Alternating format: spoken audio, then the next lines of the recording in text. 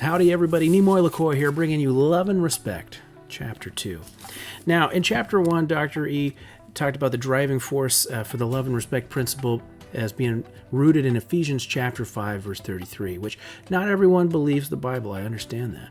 In Chapter 2, he goes into the actual studies that have been done at the psychology department at the University of Washington and their findings and how their findings support this love and respect principle, and that they actually found that love and respect between a husband and wife is the antidote for contempt.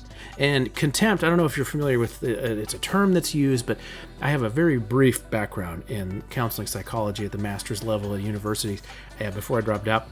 But one of the things that I learned very quickly in those classes is that in a marriage relationship, once one of the spouses reaches a level of feeling of contempt towards their spouse, it's basically over. It's headed for a divorce. It's like you've passed the point of no return.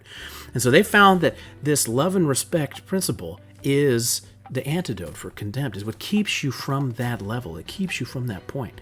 Another key that had stood out to me is that it is a reminder that your spouse speaks in code. And they say one thing and we might hear another. Like a husband and wife, it might mean different things if one says, I have nothing to wear. Because if my wife says she has nothing to wear, it means like she needs to go shopping and she needs to buy some more stuff.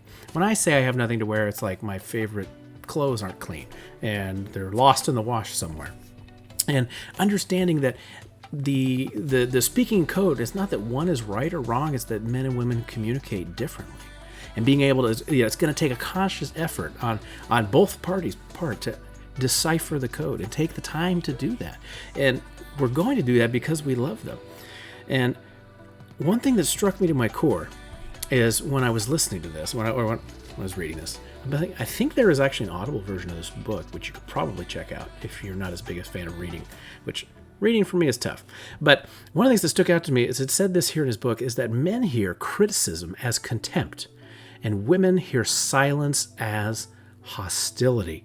And this is where, for one of those things for me as a man, women hear silence as hostility. Like, I don't know if you grew up with the saying that your parents taught you, if you don't have anything nice to say, don't say anything at all. So here you are, your husband, you're in a heat of an argument with your wife, and she said something to you, and I just want to say something really hurtful.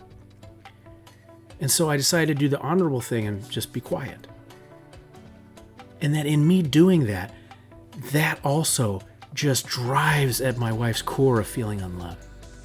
And that might mean that I'm going to have to make sure that I speak very slowly and carefully of all the words that come out of my mouth and not run down the silence road. Not run down the silence road, because it's going to be just as damaging if I just blurted things out. Say you escape to video games because maybe that's what you do, it's what you turn to. Be careful. Watch out, because now your wife is feeling unloved by you, and what you've turned to for solace instead of her, or in my beliefs towards, like I would want to turn towards the Lord for help, is now you're turning towards video games. So now she's not only upset with you, she's upset towards video games. And so your hobby time, your free time it's gonna become a battle. It's gonna become a fight. It's gonna be she's been replaced by video games.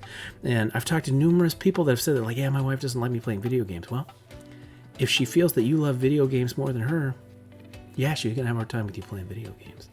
So once again, it might be time to put down the controller. Think about these things.